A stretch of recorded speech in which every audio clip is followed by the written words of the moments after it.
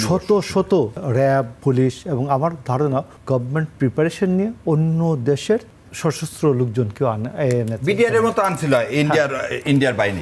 Lakh lakh round গুলি, sound grenade মারা হয়েছে। হেফাজতে ইসলামের উনি বলেছেন, এখন যদি আমরা লিস্ট দেই কারা মারা গিয়েছে, ওদের বাপ মাকে ধরে নিয়ে মেরে ফেলবে। হাসিনাকে আবার 5ই মেয়ের মামলায় হাসিনার অন্তত 100 বার ফাঁসি হবে। মোশাররফ আহমেদ ঠাকুর, এবার আপনার কাছে একটু মন্তব্য জানতে চাই যে এই শাপলা চত্বরের ঘটনা, এখন যে পরিস্থিতি, কি ধরনের বিচার আমরা আশা করতে পারি? আমি আপনাকে বলি, প্রথম কথা হচ্ছে আমি এস এম শাহরিয়ারের সাথে একবারে একমত। আমি তখন আমার বাসা হচ্ছে এই যে নয়া পল্টনে, এই স্কাউট মার্কেটের ঠিক পাশেই এই পেছনের বিল্ডিংটাই হচ্ছে একটা ইস্টার্ন হাউজিংয়ের আছে।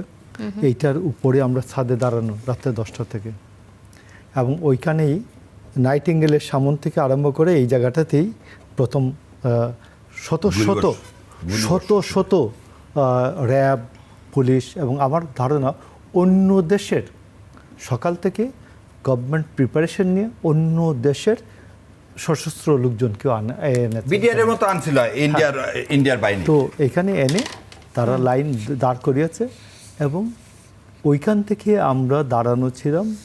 লক্ষ লক্ষ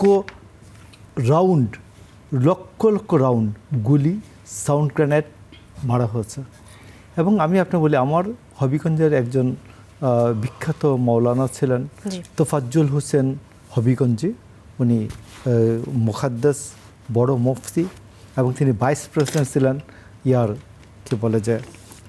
হেফাজতে ইসলামের।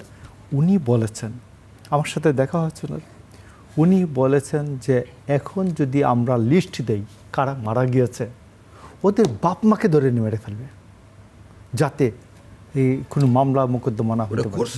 তো আমি এই গভর্নমেন্টের স্বরাষ্ট্রমন্ত্রীর কাছে বলবো, আমি নিবেদন করব, দয়া করে, এটা রাজনীতি না, এটা এই জায়গায় আপনি পাবলিকলি নোটিস করেন যে কাদের বাচ্চা মারা গেছে ওই দিন। এরা এসে নিজ উদ্যোগে সাক্ষী দেন, এদেরকে রাষ্ট্র প্রোটেকশন দেবে, এদেরকে রাষ্ট্র আলাদা নিরাপত্তা দেবে। এবং আমি বলি, হাসিনার যে লোকজন যে ভাই এই যে বলে উমুক জায়গায় নিউ মার্কেটে লোক আইসা মেরে ফেলছে কিনা, এদেরকে এনে হাসিনাকে আবার আর এই মামলায় 5ই মেয়ের মামলায় 2013 সালের 5ই মেয়ের মামলায় হাসিনার অন্তত 100 বার ফাঁসি হবে। ধন্যবাদ মোশাররফ আহমেদ ঠাকুর। আবারও